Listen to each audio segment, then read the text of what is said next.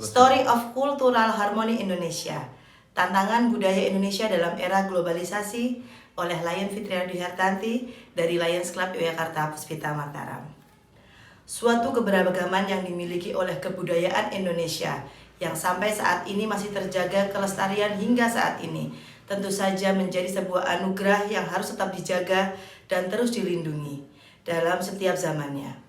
Setara statistik yang menunjukkan bahwa terdapat juga begitu banyak ragam suku yang berkisar jumlahnya sekitar 1.300 suku bangsa yang tercatat dalam dan belum juga ditambah dengan beberapa suku yang masih belum terjamah atau belum teridentifikasi secara statistik, menunjukkan bahwa kekayaan ini sangat dimiliki oleh bangsa yang besar ini.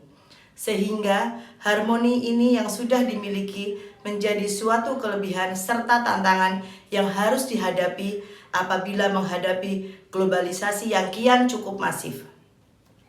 Secara historis, kita dapat melihat bagaimana dalam masa sebelum kemerdekaan Indonesia yang mana kedaerahan yang masih cukup tersentral dan sikap primordialisme yang cukup kuat, sehingga antar suku dan etnis satu sama lain masih cukup tersegmentasi dengan beberapa sikap dan rasa membanggakan sukunya sendiri, serta merendahkan suku lainnya, membuat tantangan untuk menjadikan satu harmoni budaya di Nusantara masih cukup terhalang dan mengalami kendala.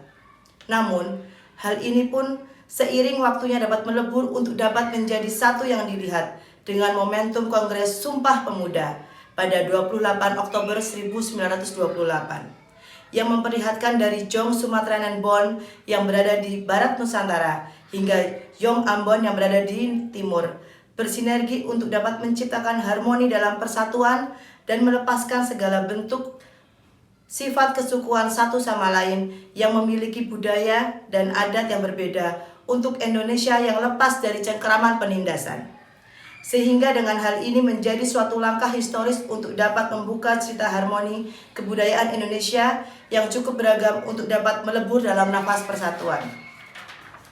Selanjutnya berkaca dengan semboyan yang tertera pada Bhinneka Tunggal Ika yang memiliki satu falsafah yang artinya walaupun berbeda-beda tetap satu, juga dikutip serta diserap intisarinya dari kitab Kertanegara yang ditulis oleh Empu Prapanca yang merupakan salah satu pujangga pada masa kerajaan Majapahit.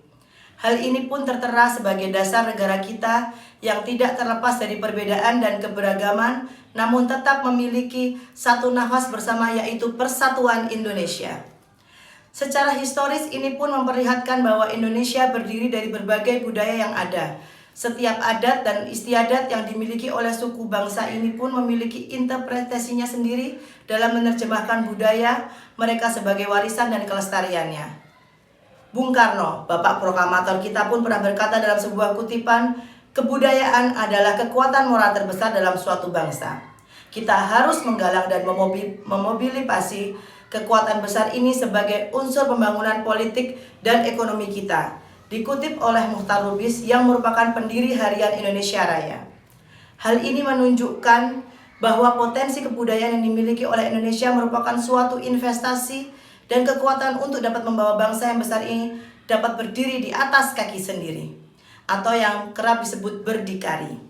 Dengan tantangan global yang kian menancap dalam sendi kehidupan masyarakat kita, UNESCO sudah mengakui begitu banyak kegiatan kekayaan kebudayaan Indonesia baik dalam kebudayaan benda maupun non-benda seperti Candi Borobudur dan batik yang menunjukkan bahwa kekayaan yang dimiliki oleh Indonesia dalam bentuk budaya ini sudah diakui oleh dunia.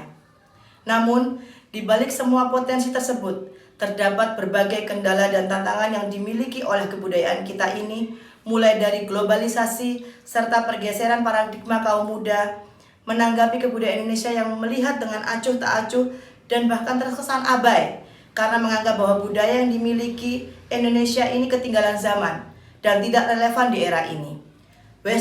Westernisasi, K-Wave, serta laju kebudayaan yang dimiliki oleh beberapa negara lain pun pada masa kini mengancam eksistensi dari budaya kita sendiri.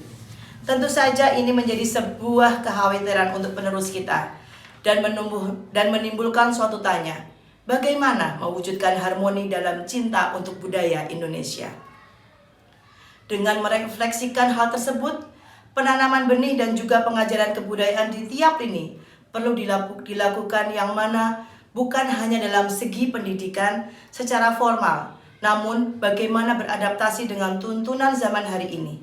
Seperti banyaknya musik Jawa yang dibalut dengan aransemen elektronik dan juga beberapa cara lainnya lewat film dan lainnya, yang mana hal ini mendapat menjadi salah satu tonggak untuk dapat mencintai dan menjaga budaya Indonesia.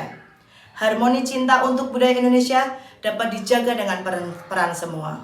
Maka dari itu, janganlah melupakan warisan budayamu yang kaya, wahai pemuda.